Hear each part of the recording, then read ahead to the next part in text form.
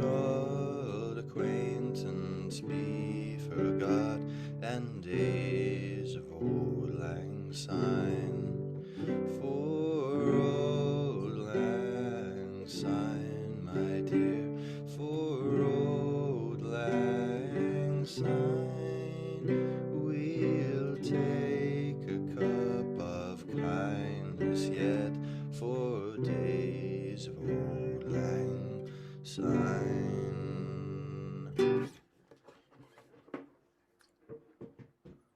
Okay, I haven't woken my baby. Mission accomplished. Excellent. So, all right. Um, yeah, all good. Okay. So the basics, basically freedom. We need freedom. We need individual liberty. So, you know, the non-aggression principle is like you can do whatever you want to do in your life. You've complete authority over your own life, liberty, and property. Um, so you can do whatever you want, so long as you don't prevent other people from having the same right. So, um, if I'm like, yeah, I'll do whatever I want. Okay, I want to eat that sandwich. Oh, but you paid for it, and that's your sandwich. Well, then you want to eat the sandwich too, right? And obviously, I'm entering into your sphere of authority and freedom. So that's pretty clear. Just if you're not hurting others, you can do whatever you want. That's the basic idea. Classical liberalism or libertarianism.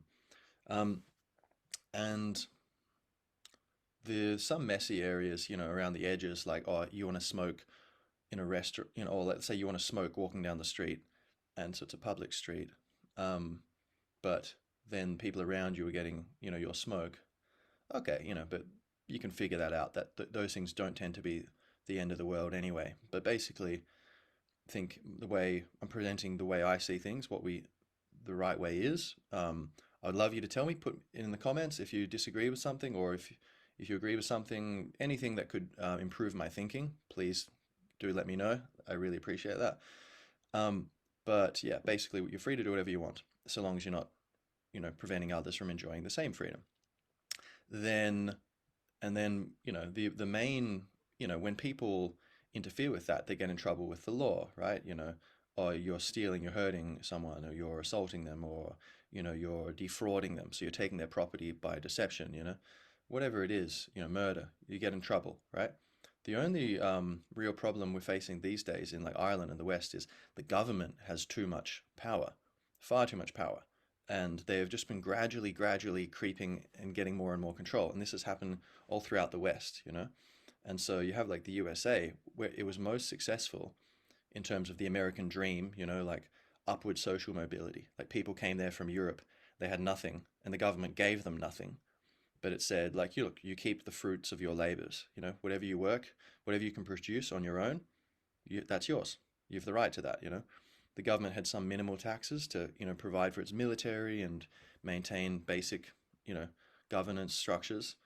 But it wasn't in the business of giving you the basics of life. Like, yeah, here's your education, here's your food. It didn't do any of those things.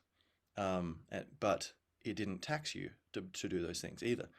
So it said, yeah, you can do whatever you want, and keep the fruits of your labors. And so, you know, not so good for lazy people, but really good for hardworking people. And people from all over the world went there, and their children had a much better life than themselves, and even themselves. In their later years, they had a better quality of living than when they arrived. They were able to move upwards, and then their grandchildren had even better, etc. And that's now reversed, that process. So this generation is having a worse quality of life than the previous one, and the projections are it's going to get worse.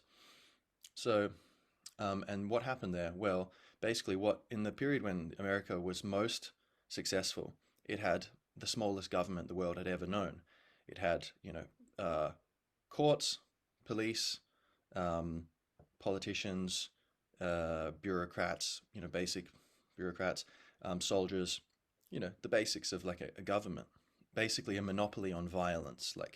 And so really all we really need is a force that's going to say, hey, when this person A tries to violate the liberty of person B, this force C, let's call it, the government, intervenes and says, no, you can't do that.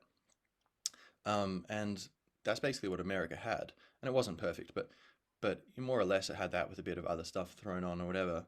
And it was wildly successful. And then over time, it got more and more of these accoutrements of like socialism, like building on, more and more power and more involvement in the economy and this and that. And then the more that that's happened, it's never benefited the economy and their society. It's always been negative. Um, and that's, and the rest of the world, we never even got that to that kind of libertarian extent that the USA got. But a lot of Europe and Australia, the West in general, did get kind of towards that direction. But yeah, in all of these places, it's going the opposite direction. So we've got too much government. Government like can you want to start a business, and oh, I have an idea for a business. I can help people. I can see a problem where people want or need something, and I think I know how to give it to them. Let me go do that, and then they can give me money. Perfect. Great. People are solving our problems, without any help from the government. And the government's like, well, hold on there. No problem, but just if you mess up the regulations, you're gonna go to jail, or you have to pay like $100,000 or something. And it's like, oh, okay, well, let me go look up the regulations. And like, where do I look that up? And oh, looking them, oh, okay, and oh, there's like 1,000 pages of stuff here I have to read, and oh, I don't really understand a lot of this technical vocabulary they're using, and so it turns out like, oh, and then you need lawyers and accountants to kind of help walk you through this stuff, which is very expensive. And then also often you need lawyers and accountants to certify things and do this and get a copy of that made and this and send it to this bureaucracy. And then you have to wait for someone who's can't lose their job. They're just sitting behind a desk on their phone, looking at cat videos or something. And you're waiting for them to approve something and they've got no backlog. And I have a friend who works in one of these bureaucracies and he says they joke about it. They're like, oh, I'm useless, I'm terrible. These persons, he's on the phone asking me, for this thing and I don't know where it is, but he's so annoying. He's just bossing me around, or, you know. And so in a capitalist system, if you don't give the customer what they want, they don't give you their money. It's like they can walk away. Both parties have freedom to walk away if they want. And so if you don't, if you're not respectful to the people who you are providing for, they will go to someone else, and then you disappear because you run out of resources. And so and then other people look over their shoulder. They see, oh, that person just disappeared because of that. Oh, cautionary tale. Okay. And so everyone, tries very hard to please the customer, but the government doesn't do that because they don't need to. They don't have that. And naturally, all creatures try to conserve energy. It's a fundamental thing creatures want to do. They want to reproduce. They want food for sustenance, right? They want to reproduce, and they want to conserve energy.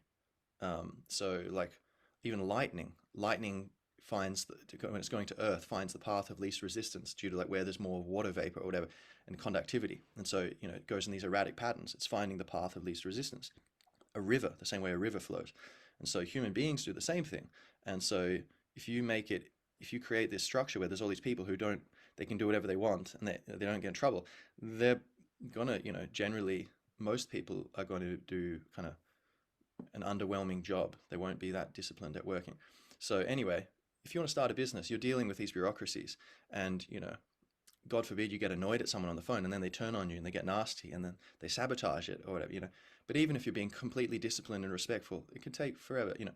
So the costs of time and money and just focus, and even the limits of like processing power. Someone who wants to start like a construction bit, like a basic bricklaying thing, or doing garden features or something, they might not be very academic, and so they could be cut off from starting their business just because of the literacy required to read through and figure out the regulations and figure out who to contact and what you have to do. Whereas if they just got straight to work, they could do a really good job. And so what I'm getting at is that's just one example where government, through regulation, is making it very hard for many businesses to operate. And so we're actually suffering that, even if we don't realize it, that there are so many problems of what people want and what people need, which could be being solved, but the government is in the way because there's all this wall of regulation. Now, I think some minor amount of regulation is reasonable, but basically it should be like, yeah, you can't just, I don't know, you can't harm people. You can't, basically the extension of what I talked about before, if you're infringing upon someone's liberty, life, liberty, or property, you get in trouble. So it's like, yeah, you do whatever you want there, business. Oh, wait, you're selling poisonous food? Okay, well, you're, attacking people's health. It's their body, fundamental property they have, and maybe their life if you kill them. So, or, if you disable them or something. So, yeah, okay, there's a penalty for that. You go to jail or you pay a huge fine or whatever. Um, or you're polluting the river. Well, everyone's drinking for the water from that river and they're swimming in the river. And okay, so everyone has a kind of shared ownership of these local resources. The people of whatever Athlone, they have a certain ownership over that area and the amenities. And so if you're, poisoning the river, then you have to deal with, face the consequences with the people. So basic regulation. But like what we have is so like you could spend your whole life, you could be a professionally trained lawyer and spend your whole life trying to read all the regulations just in Ireland, and you won't be able to. There's like millions of pages. And do we really need that? You know, Here's the thing: the basic regulation we need is just capitalism, the free market. So what happens is, let's say I open a clinic to, give people healthcare, and if I am doing a bad job, people come to me, they give me some money, I do a bad job because I'm being lazy or I'm just not, I don't know what I'm doing. Maybe you might think you need regulation, or you get people who, it's dangerous. They don't know what they're doing. Okay, if I don't know what I'm doing and I dare get involved in creating a clinic, putting all that my energy into something when I'm not really prepared for it, some people will do that, but most won't, but some do. Then people don't come back to me, and they also tell their friends, hey, avoid that, clinic over there. It's not good. Go to this other one. I went there. It was better. And so over time, I start to get fewer and fewer customers, and I disappear. I go bankrupt. Problem solved. You don't need a government bureaucracy, you know, hoping that they'll actually do their jobs when they can't get fired.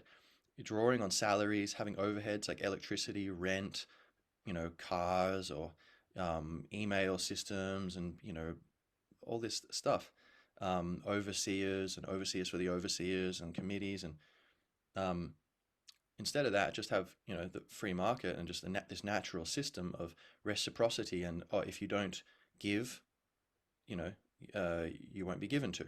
You know, and so, or if you give poorly, you will be, you know, you won't be you get these relationships and you won't thrive. So, and then if in the more extreme case where, say, I have a clinic and I hurt someone from negligence because I don't know what I'm doing, I should know but I don't, or even intentionally because I'm crazy, I try to kill people or whatever. Okay, any of these situations, okay, you're infringing upon life, liberty, or property, you get in trouble. What's the big deal? It's like, yeah, okay, you have a clinic and you're negligent and you kill someone. That's obviously a tragedy, but that could happen. That does happen in even these hyper-regulated public hospitals and hyper-regulated private hospitals, uh, so-called private, given the government's deeply involved these days. And in fact, I think because there's in the public ones, because people can't get fired, it's actually, in a way, it's more likely to happen because people feel like, oh, they can blame it, these huge bureaucracies, they can obscure the cause of it. Whereas like a capitalist system, it's like these small clinics.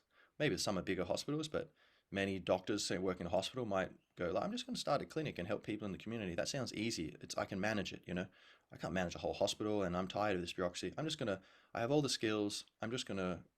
Me and my buddy, this administrator from the hospital, we made a deal, split it 50-50. We're going to start our own little clinic. Or maybe someone who's just on their own. They've just paid attention to what the administrators do. They've got the basic ideas. Okay, I'm a doctor. I'm just going to go start my own clinic. Um, if they harm someone, they know they're going to get in big trouble, so they try to avoid doing it. And if it does happen, they get in trouble, and that person's now out of the market, gone. But the vast majority of the time, that won't happen, and there would be warning signs. So now, if you want, you could add on there some inspectors going around, but you have to be careful about how that's done. That doesn't become, again, without the discipline of the market, it's very hard to control, make sure people are actually doing their jobs, and that they're not just becoming tyrants and trying to wield their power and yeah, give me more paperwork and blah blah blah blah blah, and. So there's a basic example. That's regulation. Okay, so the kind of three ways the government is too involved in our lives. And this is the basic thing. I'm going to go through the kind of my policies with Gaelic Awakening, my political party, in a moment. But basically, the three things, like one of my main policies, or things that I want to be the policies, anyone can put forward in Ireland and in the world, any country, is reducing taxation, regulation, and government spending by like about 80%, like massively reducing it.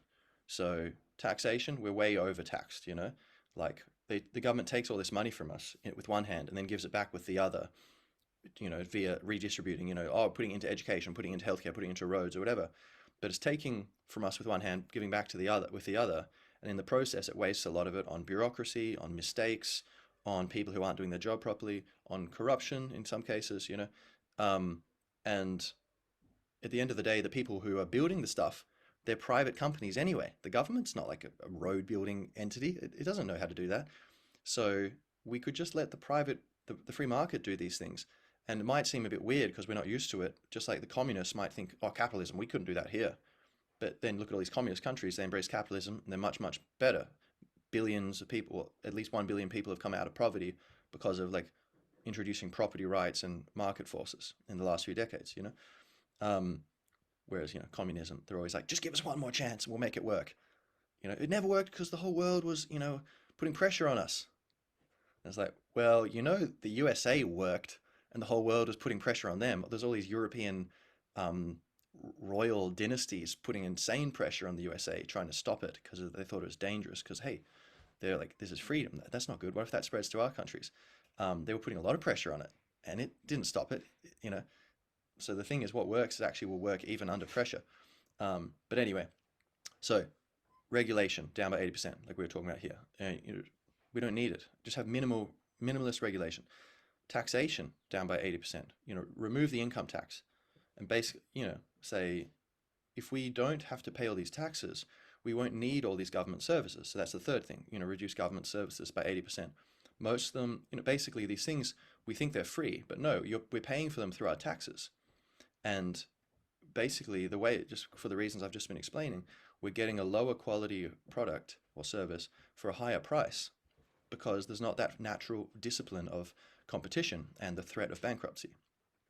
So this is the overall picture. Now, I wouldn't want that to happen like overnight, but within a decade we can do that, you know. And this is what Milei is already doing in Argentina, and it's been done in the USA. It's been done in many countries where wherever market forces are in a balanced way brought in, you know, the success follows. In Ireland, we did this for big corporations, and it, you know, benefited the economy even to some extent. Although there's now a two-tier economy where if you're connected to the government or these big, you know, multinational corporations or NGOs or whatever, then you can afford all these things. You get these big wages, but because there's these huge tax breaks for the corporations to be based in Ireland. But then the normal people, you know, there's all that money in the economy driving up prices, but we don't have those incomes. And so then now we are kind of like second class citizens in our own country. Um, but so, you know, you know, what if we make 12.5, you know, a good start would be 12.5% tax on corporations. Oh, that's pretty good. Let's make that for everyone.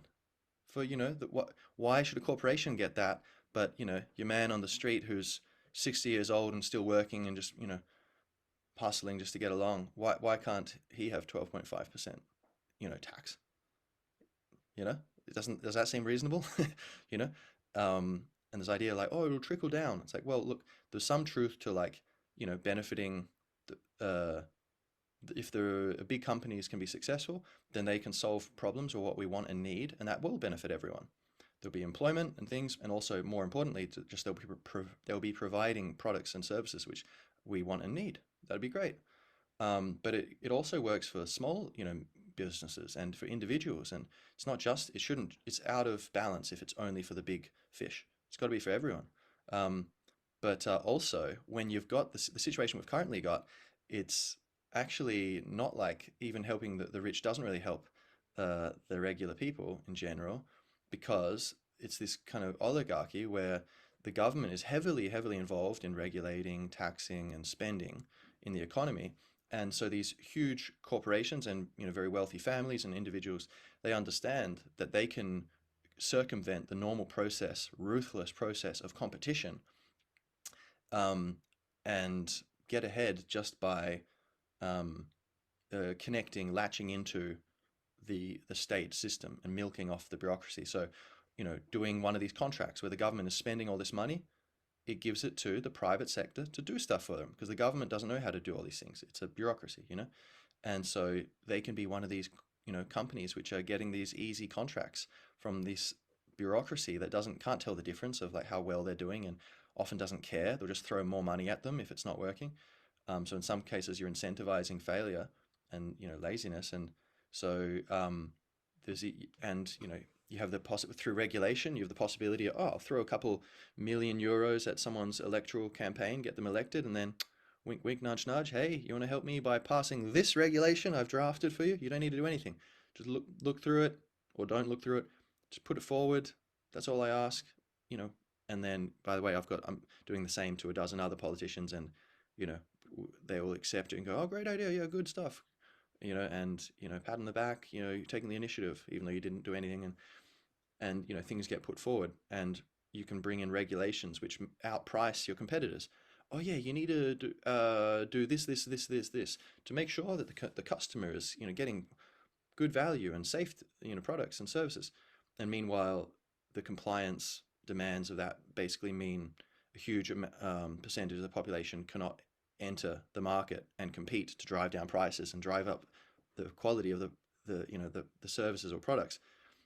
So you can have people bringing in regulations which actually are just a cronyism attempt to prevent or avoid having to compete and provide good value.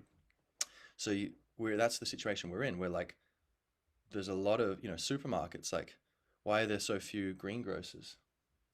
And well, inflation, the government, central banks printing god insane quantities of money, which is basically a hidden tax on your savings.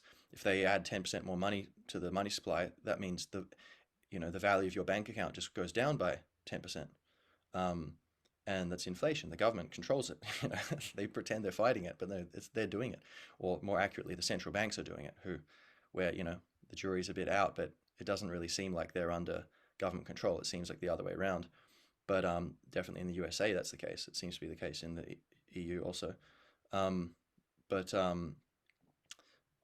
so you have this situation where, yeah, the wealthy corporations, they don't really, like if we had 80% less regulation, 80% less tax, 80% less spending, so people would be able to retain their tax money they're not spending, and okay, I can use this to buy what I need, buy my healthcare, buy my education, buy whatever I need on the free market, and I'll get a higher quality.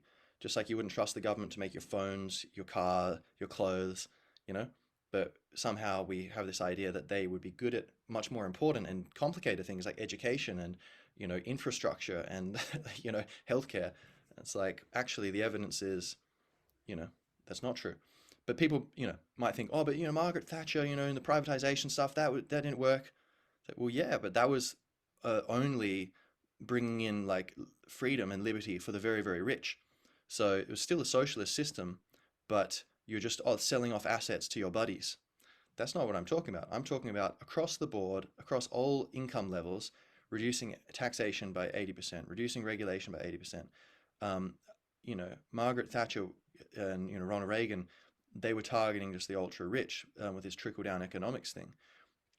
They weren't like, oh, let's shrink the size of the government and basically let your greengrocers just, oh, you work at a big supermarket and you know everything about fresh produce, and you actually are on the phone with the suppliers every day, and you want to go do your own thing. Well, you've got some savings, yeah. You've two of you are and you can split the costs, and you've got some savings. All right, so you start renting a new space, and same suppliers, you get your food there, and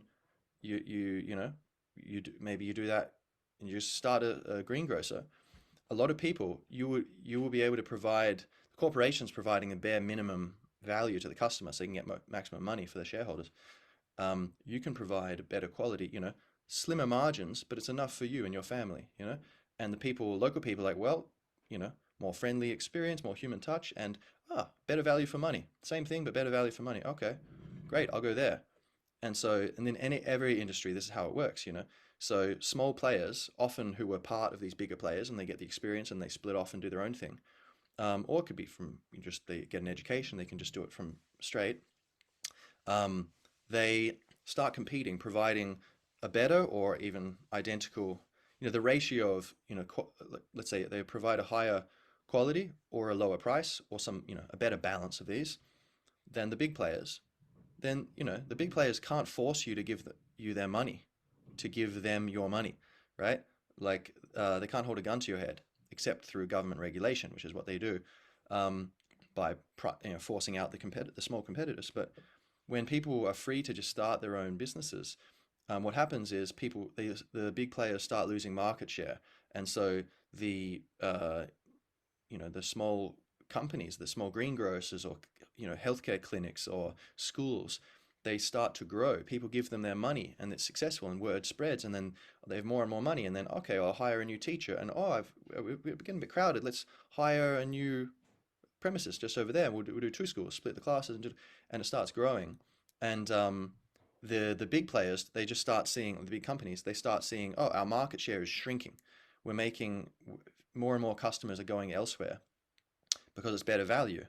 And then people that start word spreading, people starting to realize that they can be trusted, and they're taking a risk, and then they're finding out that yeah, this works, it's good, it's worth it. And then these big companies, they have no choice but to start to compete. So they lower their prices, they raise the quality of their products or services, and then they can stop the bleeding of their market share. But then that's fine. We don't care. You get the small, and then if they drop them so, and this is what, Rockefeller, I think, was it Rockefeller? I think back in the day was doing, with oil, Standard Oil, that lower the price. He bought up, huge amounts of the competition and then raised the prices a lot. I think, no, I think he had enough market share that he lowered the prices radically, that he could afford, but others couldn't, and then just, you know, kind of drove out the competition and then bought up the competition, and he had, huge cornered the market, almost all of it, and then he jacked up the prices. But then what happened is, and then that ended up bringing in these antitrust laws where they were like, okay, break up, split it, you have to split it up, But that was socialism coming in, and actually, what was already happening by that point when they were brought in, the problem was already being solved by the market. It had already begun. That his market share had already started to plummet, um, significantly. I forget the numbers, but significantly, because other players start going, all right, you're charging a huge amount of money. I'm going to do the same thing, but for a reasonable price. And all the people, I can't provide it at a large scale, but it's a small scale. But all these people around me, they go to me instead of you, of course, because it's in their self-interest. And so then I get all that money, and then I can expand my operations a bit more, and the cycle repeats. And that was happening all around. And so you have this waveform. Anytime someone tries to create a monopoly in a free market by, buying up the competition or cutting prices, having price wars, um, they might gain, market share and raise prices temporarily, but then that just incentivizes other people to start competing with them because there's an opportunity to take over, providing just normal value for money. And that's happened throughout time. That's the way it works. And so the government gets involved in these systems, and it just makes everything shit for us, basically. So, okay, so that's the basic gist there of like, this is kind of libertarianism, or you could say classical liberalism, or free market economics, or natural liberty, or natural systems, um, or Austrian economics. But and I'm not an economist, but I'm very interested in these things. I understand the basics. Um, a great guy, Dave Smith, who's got a podcast, Part of the Problem.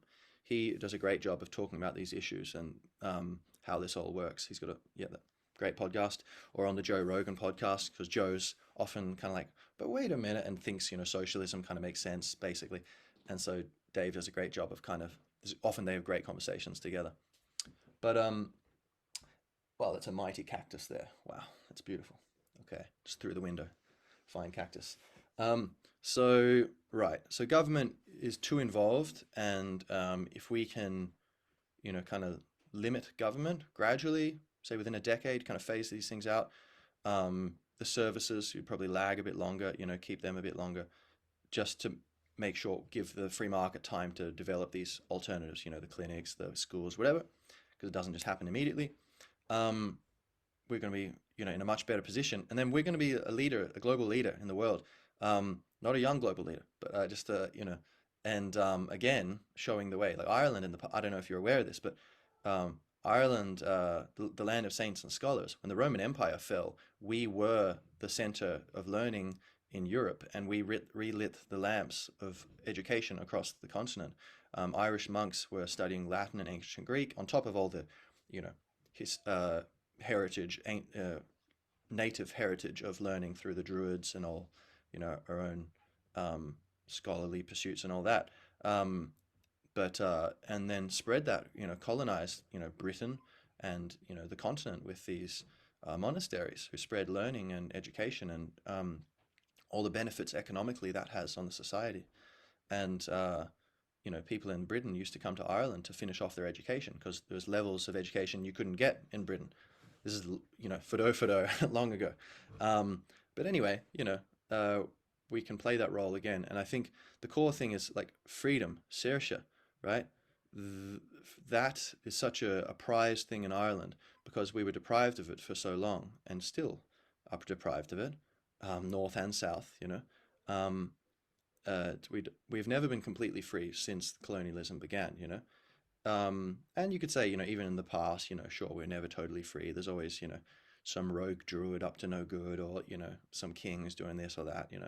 But yeah, we had a very significant level of freedom in the past. It was a very decentralized tribal system, and yet it was a very well. Ireland's a very wealthy society, a very advanced and sophisticated society, and a lot of the whole thing of, oh, where would we be without the British? Yeah, they did some bad things, but come on, look, they created the county system. They did this. That it's like, yeah, but we wouldn't have just done nothing if we stayed Gaelic, native ways. Like, the British weren't like that back when they, started colonizing us. Things grow. God only knows what we would have created on our own. But very likely it would have been better without all that trauma and, division and warfare and just, horror. Um, so we've learned the value of liberty. And so I think um, we have the traditions of, European Enlightenment culture, to understand the benefits of limited government, etc., and democracy. And so we have this balance where we are uniquely placed, I feel, that the people know, hey, no, haha, yeah, white privilege. We were genocided by the British. Like, and hey, I love the British too. No, no, no problems here. But like, the British state and the royal family, at that time at least, were, that's kind of, they were into that. It was genocide by omission. There was enough food, and the food was coming off land which they had just seized from the native Irish a few generations earlier, and yet they were killing people who were, eating oysters from the Queen's Ocean or whatever, or like, fishing from, the Queen's Seas, river or whatever, and not allowing, even okay, discounted sale of corn to these, but they and the prime minister intentionally said is on quoted saying, maybe this is a gift from God, because there's all these Irish speaking, rebellious Irish who are disproportionately affected by the famine. Well, oh, maybe it's God's trying to, maybe we'll just let God do what he has to do here to help us. Um, anyway, point is, Ireland's like, look, we don't have this guilt. We have a lot of guilt, but we shouldn't. It's been a bunch of gaslighting for eons through but colonialism and then the Catholic Church, bad players taking power and pushing that the wise, beautiful message of Jesus in a very dark direction for social control, and then you've got the whole creeping oligarchy, with the EU and USA influences and all that, and the modern NGOs, all that. So plenty of guilt, but actually we shouldn't be guilty, and we haven't committed these atrocities that other countries have, which can get them conflicted and kind of are able to be manipulated. So, but Ireland, we have fought for liberty for a very long time. We appreciate it. We understand the importance of it, and that's what's needed to reset the West and preserve freedom. And so we can kind of lead in this way and inspire the rest of Europe and the West and even the whole planet to kind of follow this way. Don't go the way of China, even though it might look somewhat appealing, but no, go the way of Ireland, as we could be if we want. Um, so that's the basic thing, right? Individual freedom, individualism, not collectivism. You can't just sacrifice the individual for the so-called benefit of the greater good. It's like the greatest good is the good of the individual, because society is a bunch of individuals and families, but you can't, uh, there's this ideology of like, yeah, well, you got to crack a few eggs to make an omelet. It's like, look, hey, you can't do that. Like, the individual is sacred, as Jesus said, or as the Buddha said, as many people say. Anyone who's paying attention, like, look, you are free to do whatever you want to do if you're not hurting others. That's it, you know. And we need a government that finally respects that. So, okay, that's the basic overall picture here. Now, I could go in two directions. One, I could just lay out the policies of the party here. The other, go into the root of this, which is spiritual kind of awakening. So I'm going to go the policies and then look through the basic policies of the party. I'm going to go through this more in future episodes, and then also briefly have a look at, I guess, the overall, the kind of deeper level to what I am encouraging people to do here. Because this is basically talking about the political awakening, right? The awareness of like, oh, what is happening to us and what should be happening, and how can we get from here to there, right? Where are we? Where do we want to be? How can we get from here to there, right? That's simple.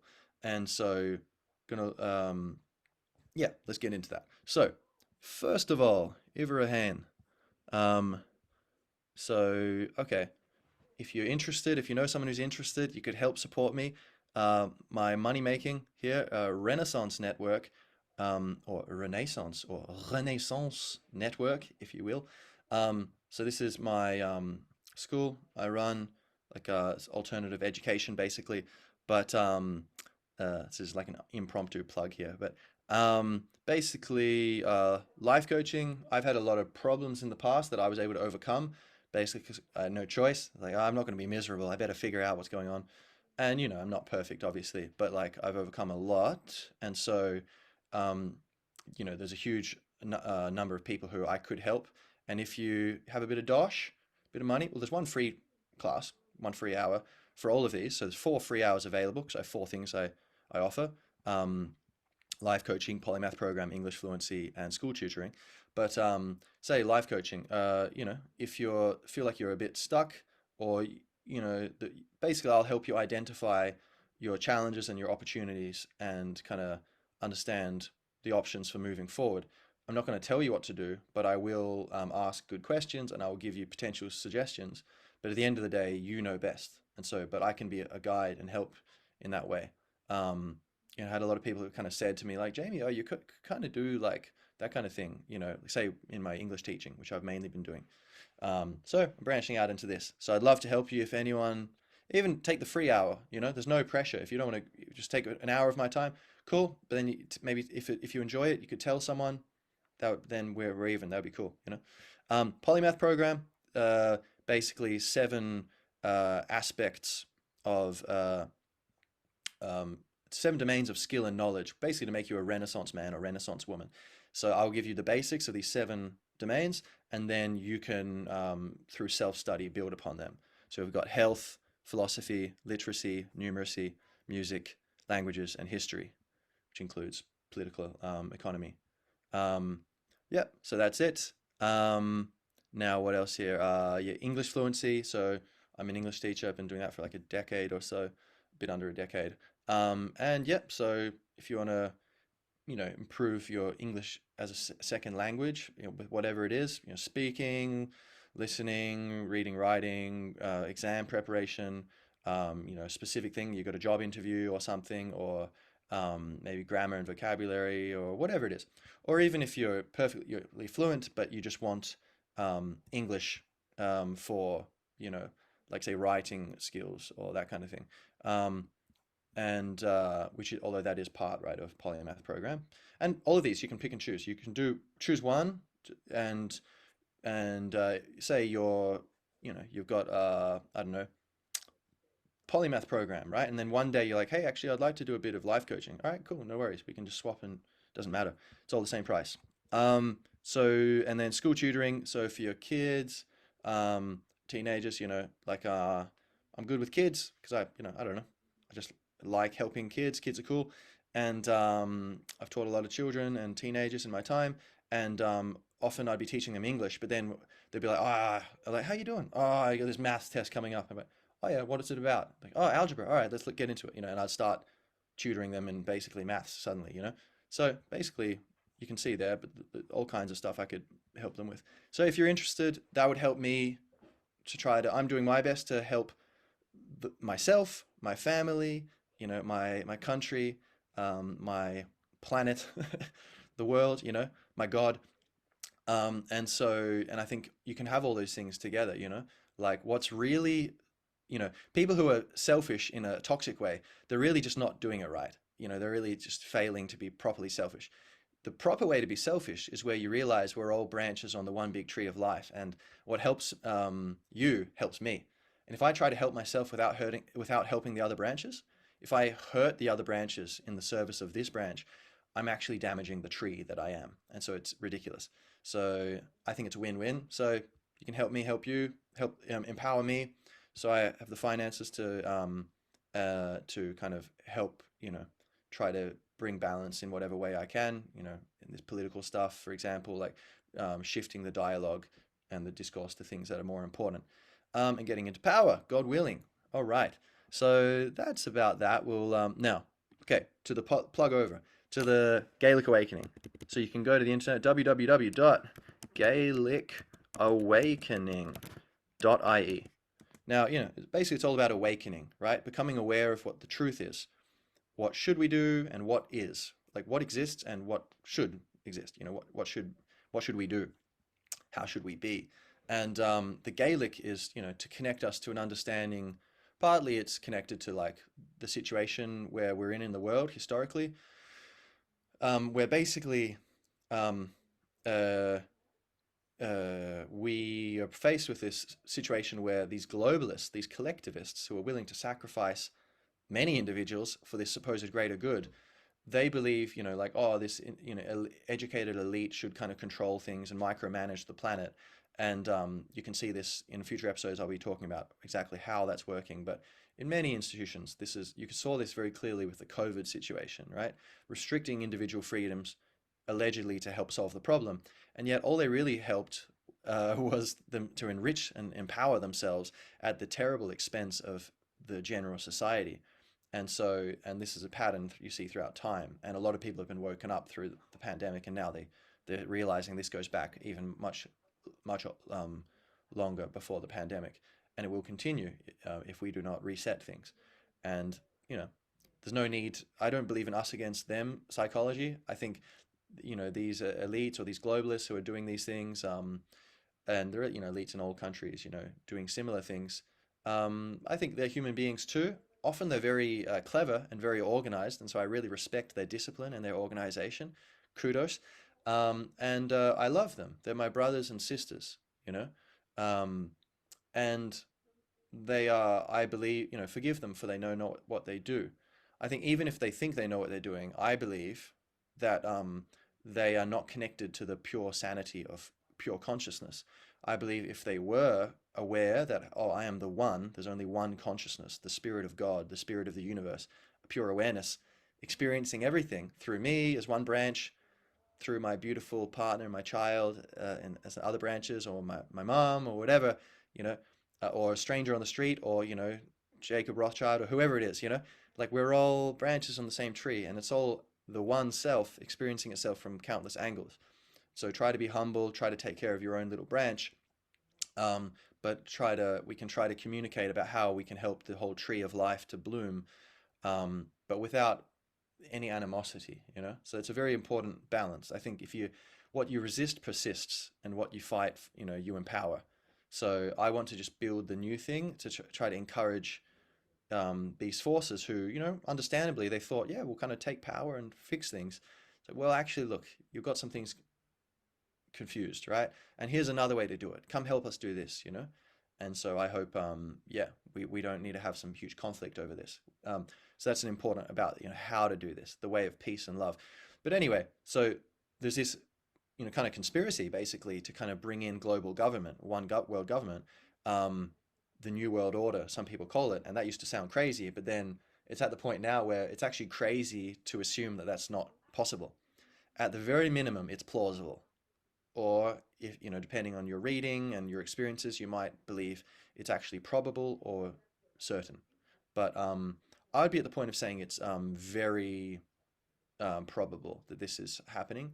um, and I'm you know open to having my mind changed. But like, it's possible there's some explanations that it's less coordinated than it seems, um, and that I'm just not aware of that information so far.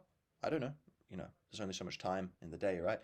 But anyway, it doesn't really matter whether this is an intentional or a kind of coincidental accumulation of power into this global governance thing, and even in each nation, just move away from freedom towards more totalitarianism and corporate control, this fusion of corporate power and the state, which is fascism, technically speaking, um, where the government can kind of control the individual and sacrifice them to the greater good, while laughing all the way to the bank.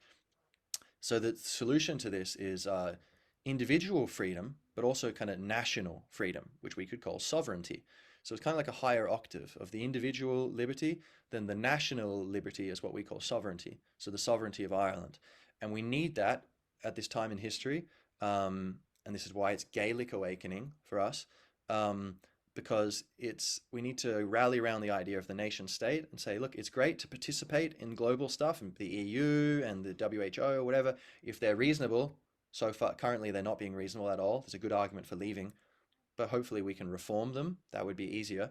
Um, and But we're not ready. It's not safe right now to just bring in a global government, because it's going to be a fascist dictatorship. It's not going to be good. It's going to be like China, right? Which is communist on paper, but actually it's technically it'd be fascism, because it's basically the state. It's a market forces are allowed to function. You can have property, and run businesses and stuff, but the government is free to just go shoot people in the head or take over businesses or run businesses themselves and whatever. And there's no rule of law for the government. So that's fascism, right? As it was Mussolini brought it in. Nazism is where the racist element gets added in, but that's a more specific thing. So we don't want global fascism, right? So okay, national sovereignty. We need to bolster and defend the islands of liberty, which are mostly in the West at this point, and a lot of them are in pretty shoddy condition. So we need to really empower these, and then when we can see the benefits blooming and flowering in these countries, then other countries around the world will be tempted to start to emulate that. And then one day, when the whole world or most of the world is liberty conscious and liberty respecting and embodying liberty, then we could have a global government. That would be fine, probably, yeah, it seems, like we could be a good thing actually to get in there while we've got that power, create this system and built into it that, there's no top-down control. It's all very minimalist. Maybe if two countries start trying to go to war, there might be some intervention thing from the top. But at present, it's a very clear danger of dictatorship and basically just tyranny and injustice if we allow this global government or the EU or the WHO or the UN or whatever to or Davos and WEF to get like this or the central banks or whatever, this unchallengeable global power. So Gaelic Awakening. The other side of it, of why I chose Gaelic there, is that to reconnect, I think in the age of modernity, we're a bit like a tree that's grown so big and beautiful that its roots are not deep enough to support its mass. And so it's in danger of toppling over, like if there's some storm comes along, And so we need to deepen our roots. And we don't want to chop off the branches and become, we don't know. It's like, yeah, it's beautiful that in the age of modernity, we're so out there and able to consider all these things and da da da. But we need to be grounded. We need to be balanced. And so we need to, I think, with me, right, I'm born and raised in Australia, but I understand, I take the big view of history and I see, okay, my family, I was born a few years after my parents had moved to Australia from Ireland, and I was raised in Australia under the influence of my parents, who are Irish people, but they're being influenced by Australia too, sure, whatever. But there's, thousands of years of influence which are coming to me through my parents, and then, on holidays to Ireland, and talking to my cousins and whatever, my grandparents and uncles and aunts. And then moving to Ireland, just realizing like I resonate with Ireland so much more. Then I kind of understand like, oh, there's I'm part of this very very very long thing through time, which is called the Irish, and I'm Australian also, and I love Australia, but the Gaelic thing is in my own self, I see I am Jamie, but I'm also McGlue. I'm also Ireland. I'm also Europe. I'm also humanity. I'm also animal kingdom, mammals. I'm also animal kingdom. I'm also Gaia. I'm part of these things, right? And I'm not separate from them, right? And so we need to touch base with our deeper identity, and then ultimately, like we are the whole universe. It's not like, oh, I'm God and you're not. It's like, no, we're all God. And we're not in touch with that wisdom of like the divine vision completely, but we are God experiencing itself as the little branch, the tree experiencing itself as the little branch or the little twig at the end of the branch. So Gaelic here is also used to try to like, look, we're Irish, but let's use the more old-fashioned word just to kind of really make the point. And some people you might think, like I kind of thought, like, oh, Gaelic, isn't that a bit old-fashioned sound? What are people going to think? Like what do they think? And but it's like, well, yeah, it's a beautiful word and beautiful idea, and this is our people, the Gaelic people. And with Gaelic sports, the Gaelic Irish, or Irish Gaelic, Gaelic, or I think in some parts of Ireland they even call it Gaelic in Gaeilge. You normally say Gaeilge or Gaeilge, but yeah, and so just an understanding of like, yeah, like we can be moderners and we can be cosmopolitan citizens of the world, and that's all cool. But we also need to be balanced and understand who we are, that we're part of this tribe. We have influences upon us through our families, culturally, genetically, um, and that we should respect these, and we need to understand where we've come from so that we can heal and we can learn the lessons that our people have been granted. The people of Lesotho, they have other lessons that they can learn, or the people of Germany or Mongolia, whatever, they have other lessons they can learn. Mongolia, don't do that to Baghdad again, for example. um, but and so there's a certain yeah, going deep and understanding where we come from. All right, so let's speed along here because that's probably been taking enough time. Um, Thank you for joining us here. I appreciate your um, awareness and your devotion to, what we're trying to do here is we're trying to help, basically. You know, are we going to help? Well, yeah, we're definitely. If we're trying, we're definitely going to help to some extent. Do I know everything? No. Is most of what I'm saying here right? I think so, but I don't know. But what else can you do? If you don't trust yourself, you're useless. You're less than useless. You're just going to confuse everyone. You need to question yourself, but you need to and keep yourself as accurate as you can in your beliefs and behavior, aligned with harmony.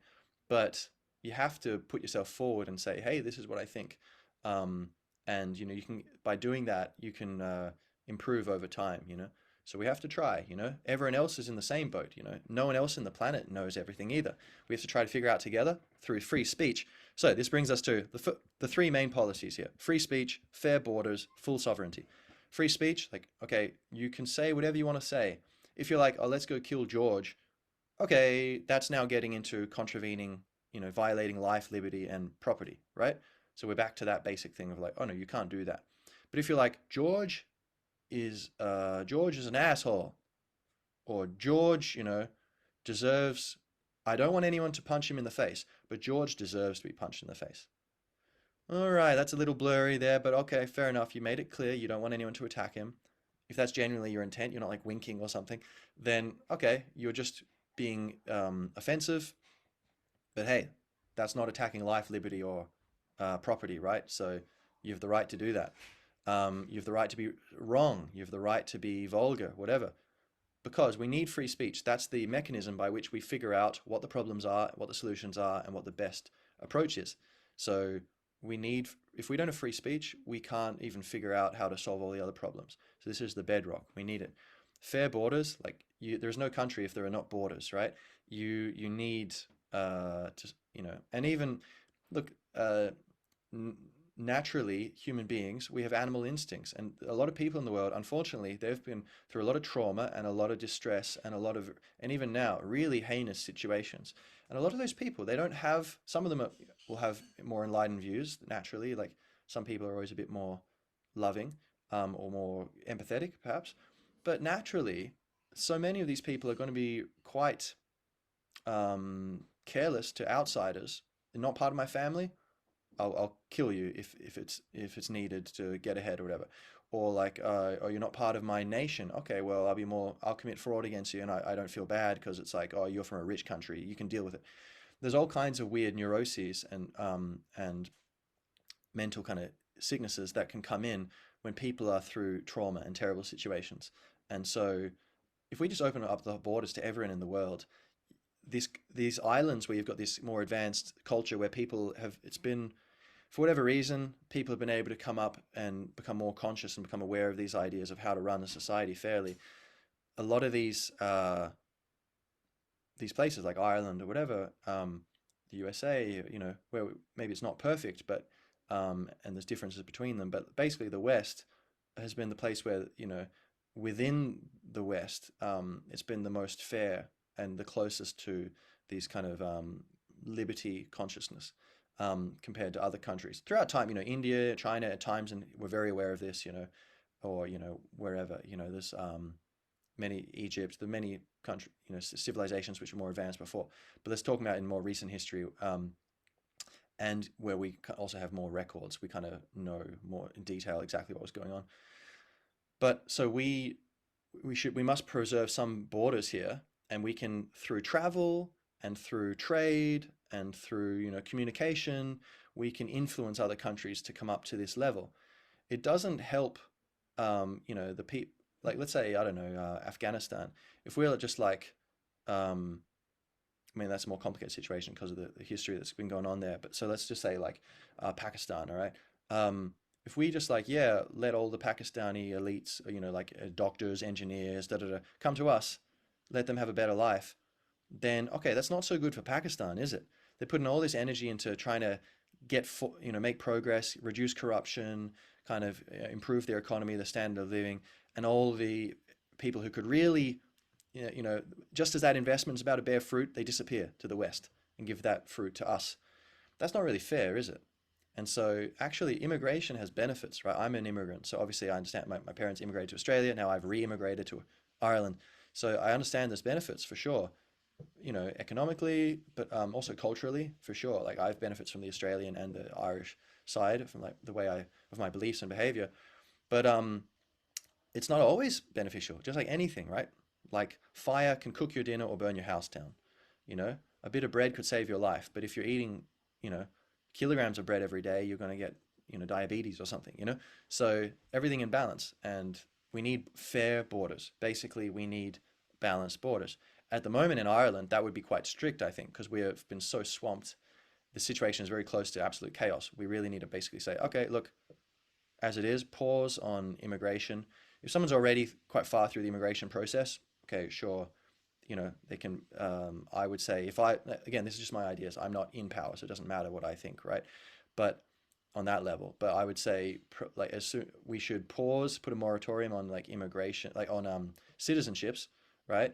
But still say, yeah, you can travel here and work, you can live here, that's all good. But say, illegal immigration, get real strict and just say like, no, no more of this. Completely, you know, um, the Dublin 3 regulations, like, oh, your first safe country, and unless you're rowing across the Atlantic, that's not going to be Ireland, right? And Ireland's had enough of problems in history. We don't need it. Other countries can deal with these things. It's not right next to us, like you know, um, I don't know, say Fiji or whatever isn't dealing with it. It's like they've got their own situation somewhere, right?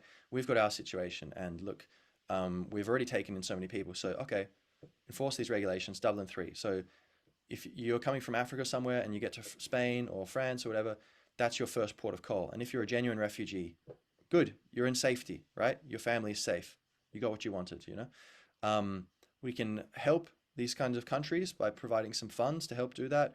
But it's not right that we're just like a very small country and just taking in all these people from all over the world, the vast majority of whom seem to be opportunists. Like, look at the, say, people coming from Georgia to Ireland, like there's a 95 or 99% rejection rate of the asylum seekers in, I think in France and Germany, they were the rates, something like that. And then in Ireland, it's like 11% rejection rate. So there's a huge number of people coming here, where they shouldn't be. And I've taught some Georgians, and they were really lovely people. You know, um, you know, and maybe five Georgians or something I taught, And and I think there could be. So again, it's like we don't have to demonize anyone. It's like they're getting the best they can get in a situation. Of course they will. But it's our government's fault, not these people's fault. It's our government's fault for letting this happen. Setting these rules. Like, yeah, everyone can come in, right? So we don't need to hate anyone. We don't need to hate the illegal immigrants. We can just say, okay, you have to go home. This is our home. And we have a lot of going on here. And the big thing is like, look, even with legal immigration, like, it changes the culture, right? And um, a lot of these people are coming from countries where, like there's a very big conversation. I won't get fully deep into it. We'll do that in a future episode. But one thing is basically we need a peaceful revolution against our government, right? Um, or like we need, and again, not us against them, not, hating anyone or like, hurting anyone, but no, like, look, we're all Irish but the system is way out of balance. We need a peaceful revolution. We need to completely overhaul this thing and reset it to what it's meant to be, right? Get the corruption and the cronyism out of the system, bring in liberty and, basically shrink the government to like a healthy level. Um, and a lot of people are coming from other countries that they're focused on, getting ahead for their family.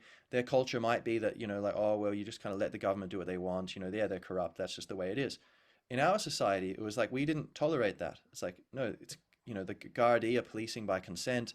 The government is supposed to be different to the 800 years we endured from the British.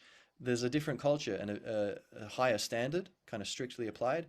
Um, so I think we really need to get our house in order and say, look, God bless you, everyone. We're very charmed that you like to move to Ireland, but Ireland, right? We have some stuff to deal with, so we're putting a pause on that whole, moving in and becoming Irish thing. Maybe Irish diaspora could be an exception because of like the history.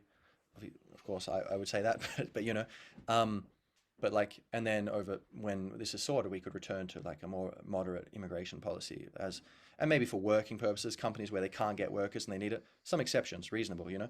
But that fair borders, right?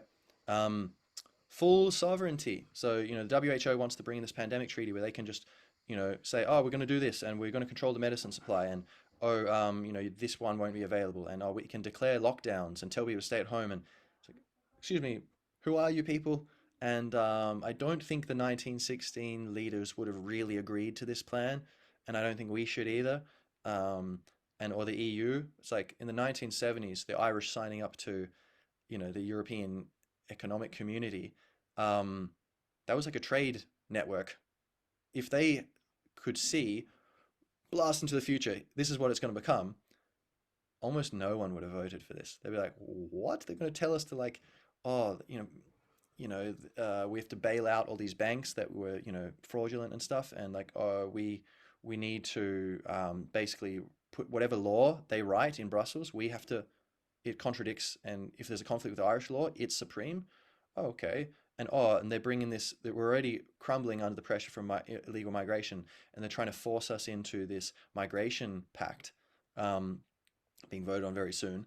Uh, that would, where we have to pay 20 grand per, you know, asylum seeker if we don't accept them, and that we have a quota to bring in like 30,000 more per year or something crazy, and just normalizing this thing of swamping our country with all these people from somewhere else, um, or like the whole climate change, laws bringing it like like, oh yeah, you got to cull 200,000 cows, even after with the supply chain problems due to the lockdowns, which they also championed. There's potential food shortages coming up. People, a lot of experts saying like, yeah, it's a bit shaky, the system, and the Ukraine war, affecting grains and fertilizer production as well. And, and so this all, if the Irish knew that in the 70s, they would have been like, nope. And so, again, that's full sovereignty. Ireland needs to be able to have a balanced approach. Like, say with your friends, right? Um, it's great to care about your friends and to listen to them and help them and participate in things with them. But if you just do what your friends tell you, then you're actually being a bad friend because you're encouraging them to kind of become tyrants and bullies. A good friend is one who stands up and will walk away and will even shout at you if you're out of line, but will cares about you and will speak honestly and will walk away if you're no longer aligned. You know, um, So we need to be a good friend to the other nations of the world and the other nations of Europe. And so if the EU is a friend circle, which is turning into some bully network where there's some, smarty pants bossy, friend who's at the head, then we can speak our truth and say we have to change this. And if they're not willing to change, then we have to leave. It's that simple.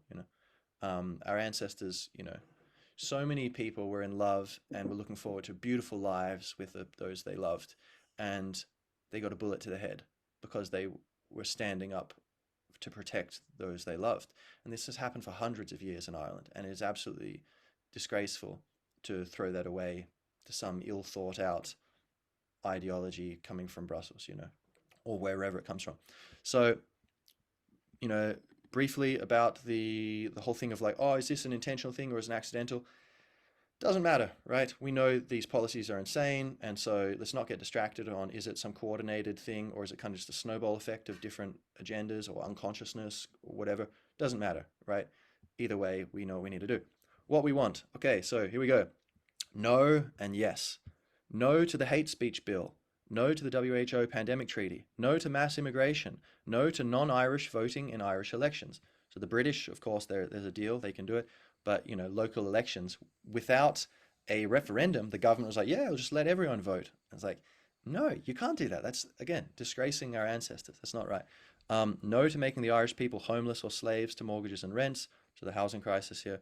You can see all the details on the website here of, if you open it up, like what my reasons for it in dot point form. So you can go into as much detail as you want, like, the first series of dot points, or some of them would have dot points within the dot point, etc. No to using climate change to dismantle our economy and strip us of our freedoms, like the whole, killing all the cows, or, like driving up energy prices and all this stuff. No to eroding military neutrality. So, Ireland should be like Switzerland, like we stay out of the fights. No, thank you. No to future lockdowns, vaccine mandates, or vaccine passports, and telling the truth about, okay, the masks harmed us. The hand washing did nothing. It was airborne spread. The vaccines, well, they're actually genetic therapies, but there's actually, this might trigger a few people. But remember, you don't have to agree with me on everything, right? I'm just doing my best to understand what's right. I'm open to new information if you've got it. But I've looked into this carefully, and there's a lot of evidence of harms coming from these because, they're experimental. They weren't studied for a very long time. And there's a lot of evidence. And it's this now, there's clear evidence of myocarditis, like heart inflammation and other problems coming from the genetic therapies, the COVID injections. There's also death rates are up around the world. In Ireland, they're up by 15%. 15%. So it's not 15% of the country is dying. 15% of the normal percentage of people who are dying, that's how much extra. So it's a lot. That's very unusual. That didn't happen. The pandemic didn't see that level of death rate increase. Not at all. It was actually pretty similar to the flu, a bad flu season, and so, what's that coming from? It's coming from something, what new thing came in that could be causing these? And it seems like, if you took the thing, now it seems like, and a lot of people are saying, a lot of experts, like it seems to be connected to these injections. And the heart inflammation. Now, luckily, it doesn't affect everyone equally. Some of the batches seem to be a lot stronger than others. So there's a good chance that, like, if you didn't get really badly affected, like, right after, then you're probably going to be fine. But like a lot of these people who have died, it's like they had some bad effects, and then it kind of kicked in over time. But yeah, but as a fact, death rates are up by 15%. So if that's not from these injections, it's from something. And if you have any ideas, please let me know, because, we have to figure this out.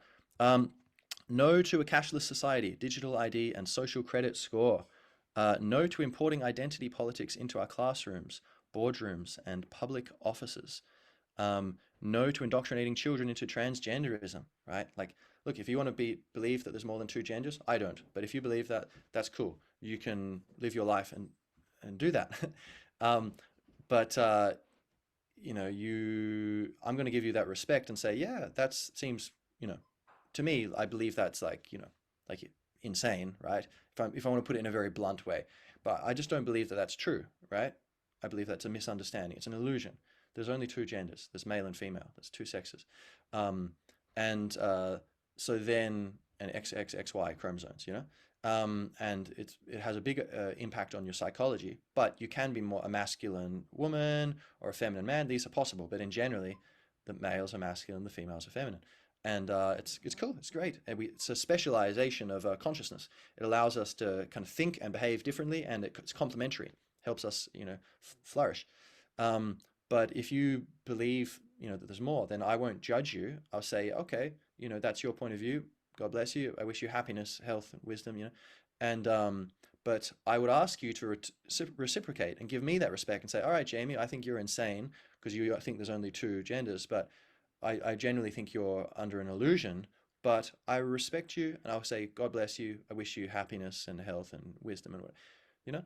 So, and if you're not willing to do that, then maybe that's a red flag that actually you're part of a kind of cult and an ideology, and that it's demonizing the heretics, you know, and validating the pious, those who really try to advocate it and be evangelical about it.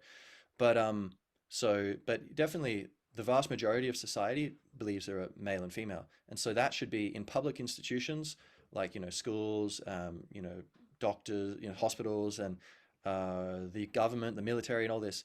We should respect the mainstream view. That's democracy, right?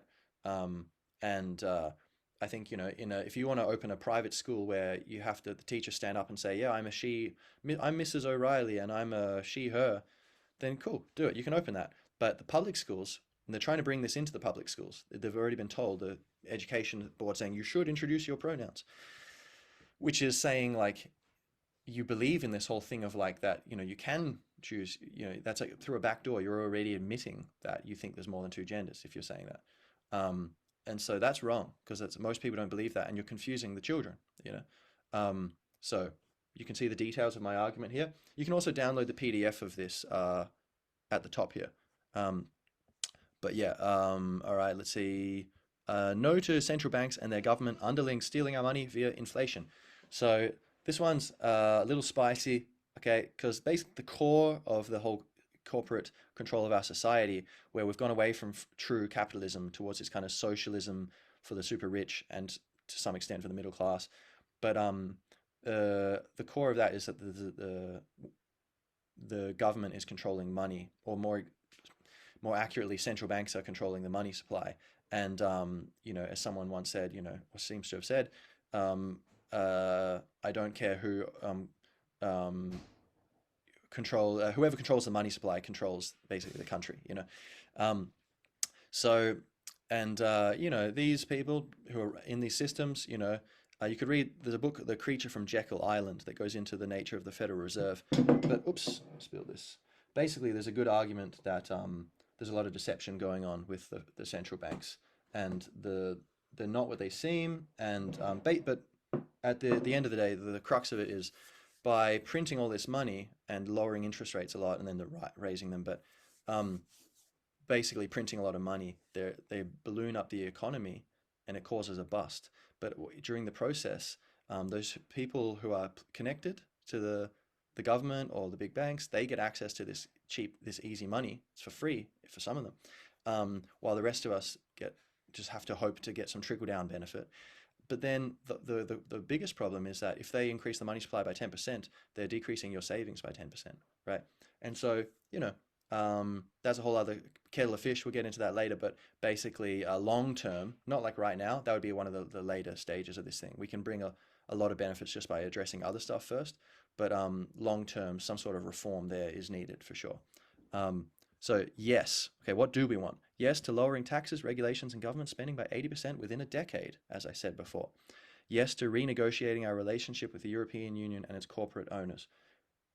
Corporate owners, if you don't believe that, think about what happened during the 2008 crisis, and like, all these banks, they caused all these problems, they were lying, a lot of them, and yet, the taxpayers are going to foot the bill, and with no assurances of any changes, and there were no changes in the behavior of these institutions.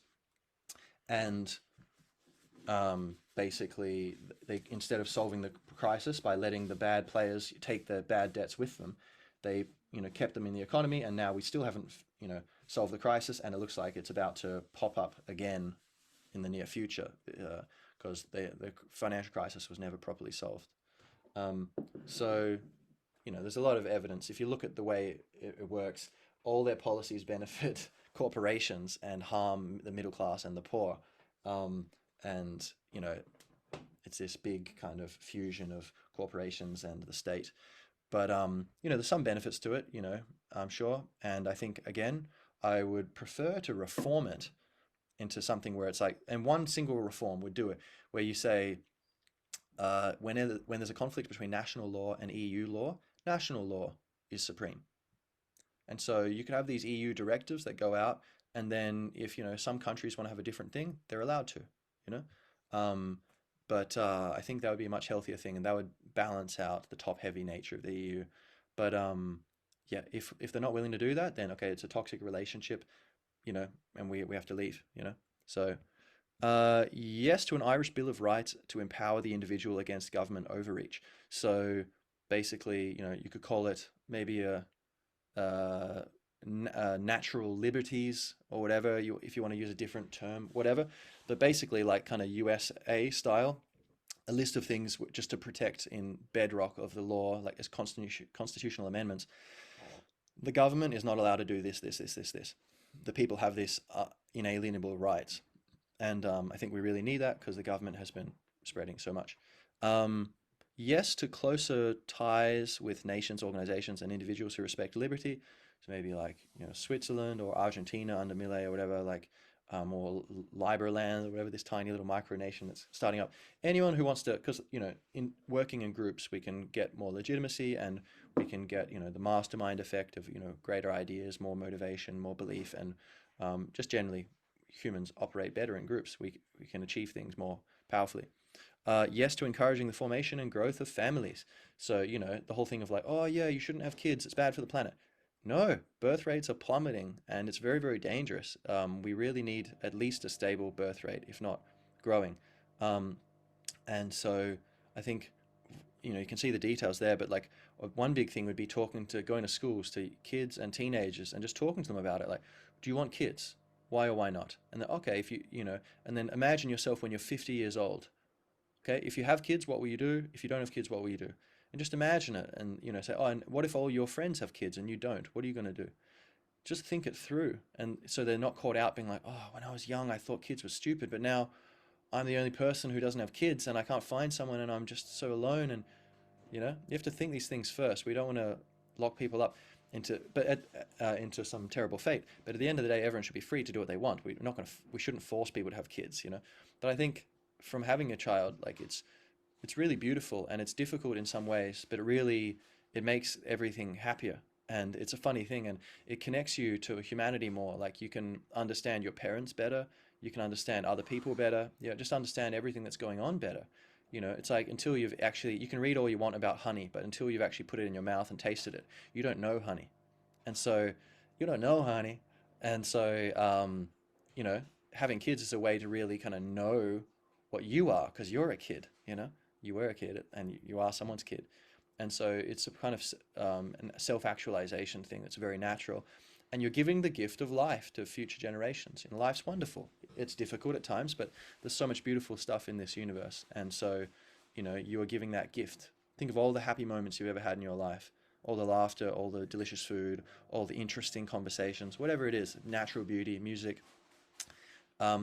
You're giving that gift to whoever you bring into the universe. And I believe it more than pays off suffering, And through spiritual awareness, kind of spiritual awakening, go read The Power of Now, basically. And there's many books on it, but that's, I'd say, the one I recommend to get to the crux of it. Through just kind of fully accepting the present moment, becoming aware of who you are as pure consciousness, suffering ends. And you're in the kingdom of heaven on earth, So, yeah.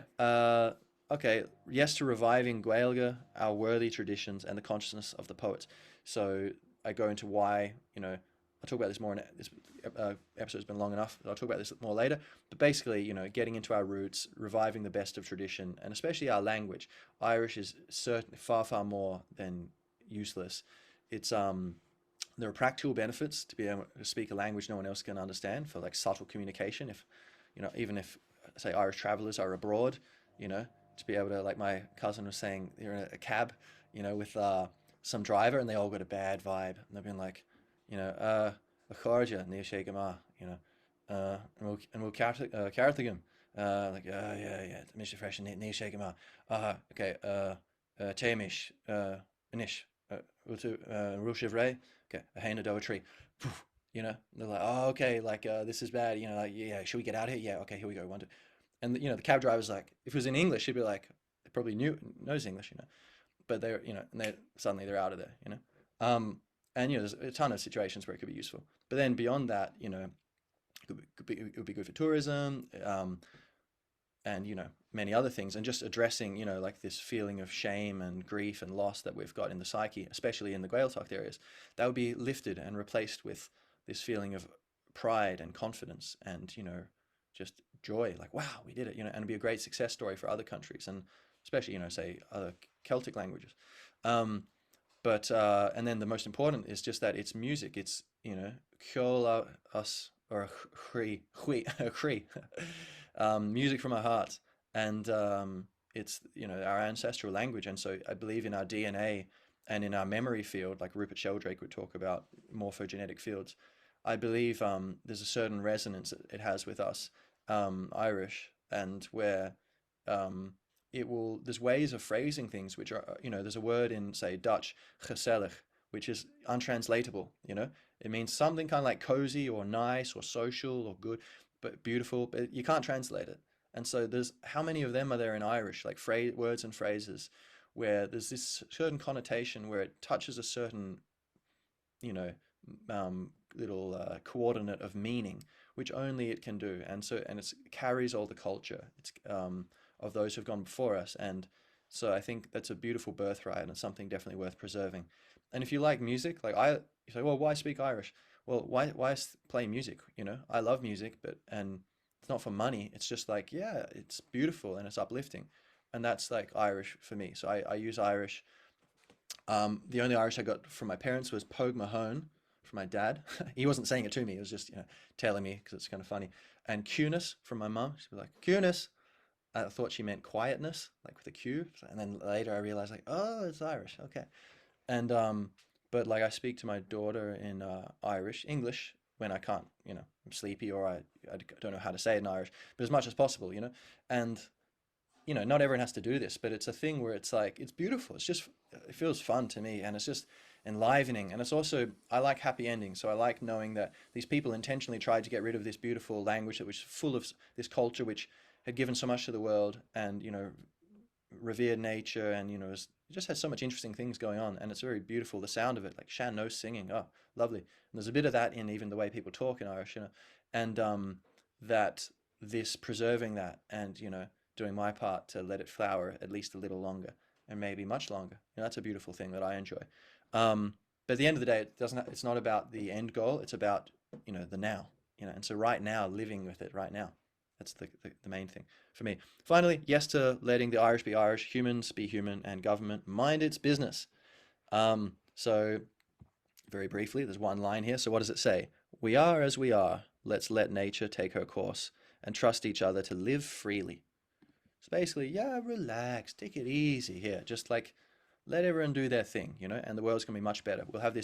We can have this beautiful technologically advanced civilization, shining towers of steel and glass, but also the forests and the balance of the clean rivers, and we can have people speak in Irish and these traditional things, traditional dance. We can also have people, doing all this, techie, complicated modern stuff, or whatever, cutting edge science, or whatever. We can have all these things, but it's about balance, And so you can join the movement, click there, boom, and you can enter the form, 7 little questions, and then you can sign up. If we go back here, principles of purpose, there's also a PDF, you can download this. This gets into something I'll talk about, I guess, next episode. But basically, it's kind of the broader thing, beyond just the political.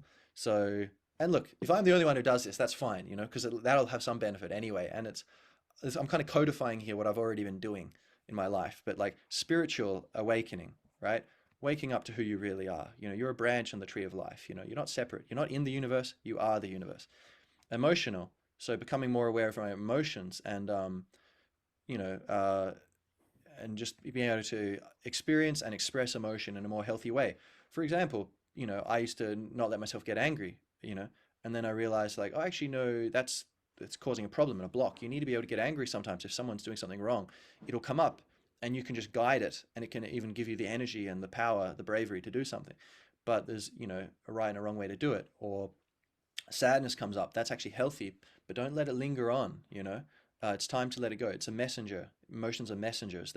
They come up to try to guide our mind to a field of, life, a little aspect to think about, um, and so yeah, that's about emotional awakening, kind of waking up to our potential and the awareness of what's actually going on emotionally and what actually should be going on. Intellectual, about understanding the world and ourselves. Physical, kind of like, how, like the facts of what health and wellness really involves, and then actually how to do it, and, awakening that, like in a physical sense, like actually becoming stronger and healthier and all that. Political, so that's what we've been talking about here, the whole political awakening. Economic, it's kind of connected, but basically, waking up your own, economic, like through potential, like that, yeah, you might you might think, oh no, the whole system's stupid. I don't want to do anything. Making money is stupid. I'll just put it into pints and tracksuits and just hang out. It's like, well, okay, fine, but maybe read this, and you might get another angle on it, where you could see the beauty and the passion and the fun, and the meaning and the coolness of, like, actually, oh, I'm growing my own little corner of the universe. I'm a little gardener growing my own little thing here, and that's to the benefit of everyone else. And yeah, kind of just, and some practical steps for, say, like self-sufficiency, so that, if you're kind of stepping out on a limb like me here, maybe some people might be like, hey, what's that guy doing?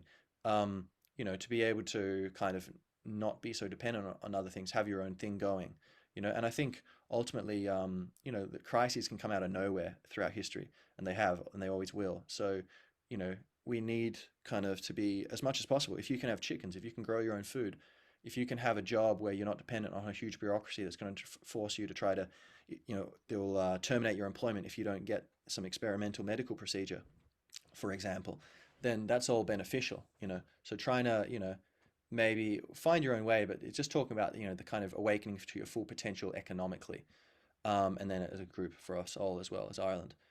Cultural, final one. So kind of talks about Gaeilge and just the traditions, and kind of, becoming, reading poetry and stories and history, and listening to music and playing music, writing, poetry or stories, or writing essays, or, speaking Irish, learning Irish, whatever it is, all kinds of things. Just getting involved in culture, we could basically say, is the beliefs and behavior of people. It's kind of like collective habits of perception and activity. And so, getting involved in what are the benefits of past culture, getting the healthy culture back from before, the genocide, or, whatever, and get the best of things from other cultures too, all around the world. There's good things, but especially Irish culture.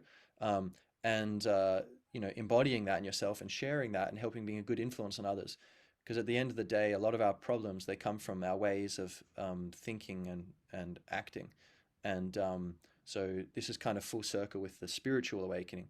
The cultural, that kind of feeds into our beliefs and our, so, you know, trying to awaken individually and collectively to wisdom and, to the good old way. So that's it. Right. So leave it there. That was much longer than intended. I'm shocked. This has never happened before. Um, so please leave a comment if you've got something to say. Join the movement if you want to, whether you could be part of another party, you can be intending to vote for someone else. That's fine. It's all free anyway. But all you're doing is you're saying, yeah, okay, keep talking, Jamie, and whoever's going to, get involved in this. That seems reasonable. At least most of it I agree with. So, okay, I'll put my name down there. Once I have, the more members I have, the more I can get officially registered, and then have my, on the election thing, my name and my, with the party name and like the logo. Just a way of kind of helping boost legitimacy for these ideas I'm talking about.